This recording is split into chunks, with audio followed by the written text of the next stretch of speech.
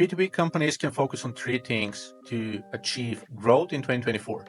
It's educational content, brand establishment, and thought leadership. These are the three things. Let's start with educational content. You need to go back to the foundations and the basics of content marketing and building a brand. What we saw over the past 5 to 6 years is the growth of PPC, of performance-based marketing, and an entire generation of marketers who started with PPC first. Previously, and again back in the day, we've had several generations, even 2 or 3 decades of brand building exercises. When you take a look at everything media out there, TV stations, newspapers, online and digital and physical magazines as well, everyone has been laser focused on building a brand. So they've been all about education and tapping into your own audience and providing excellent top-notch content, working with your community and really making a name out of themselves. This has suddenly faded away somewhere in 2016, where PPC budgets started to ramp up. VC funds started to put up more money into new startups. Lots of companies showed up and had to achieve product market fit in 6 to 12 months. That's why everyone in marketing suddenly became a performance marketer. And once again, that comes in 2 generations prior to that, doing brand marketing first and foremost. So now it's time for reset, because when everyone's using PPC, there's the oversaturation aspect. You can't make a sale overnight. You can't just point to a landing page and make a sale and measure conversion rates.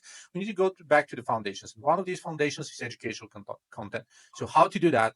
Go back to the basics, craft really educational content on your website. The same goes for earned media, same goes for webinars, for video, for TikToks, for podcasts, and so on. So this is kind of the first aspect. And it's also tied to the other elements that are part of this equation. The second one is the brand establishment. I already touched on that in the previous video for educational content, but establishing a brand is critical.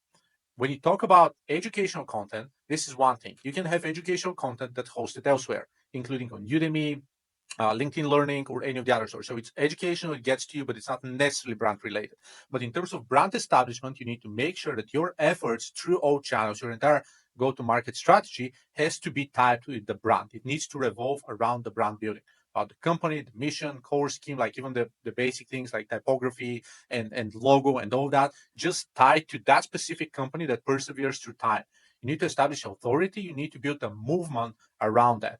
And again, it happens with the 2 other pillars, education and thought leadership, that need to be tied into that entire exercise. But previously, companies could have started overnight, putting up a couple $100,000 a month on PPC ads, and then just growing. If something happens, if they get bad reviews or so, they can just churn, set up a new site, put up a new logo, and put all that ad spend out there. This is no longer working as effectively, and this is why we need to get back to brand authority due to the oversaturation of PPC, more conservative buyers out there, and hundreds of other tools and services showing up thanks to AI that are doing the same mediocre thing. That's why reviews, case studies, testimonials, and everything else about brand makes sense. And the third thing, again, is thought leadership. In supporting educational content and brand authority, thought leadership is about actually being part of the conversation. Someone who is leading the way. Why should I buy your product? Among 100 other products, if I'm a consumer, if I'm a buyer, why should I buy your product? How do I trust you that you'll be relevant in 3 to 6 months from now? How do I believe your executive team that they're going to do just fine? And they have the right contacts, they have the right knowledge, they're following the right sources, they're in depth when it comes to data awareness, to AI, to the future of work, and all of these sensitive topics. How do I understand that among these 100 solutions, yours is the right one I need to track down? How do I trust the brand authority or expertise of leadership of these leaders? We see the layoffs, and we also see lots of VC-funded startups failing.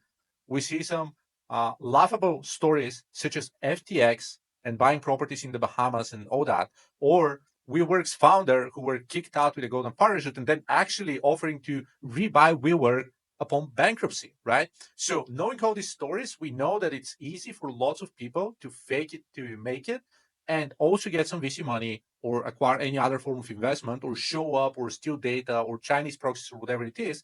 And that's once again why brands are important. And brands without thought leadership, the executive team sitting behind that brand, is just impossible to really put up, because once again, you can just be a proxy, an inexistent figure setting up 20 different brands unrelated to that specific business. And trust is impossible to fake this way.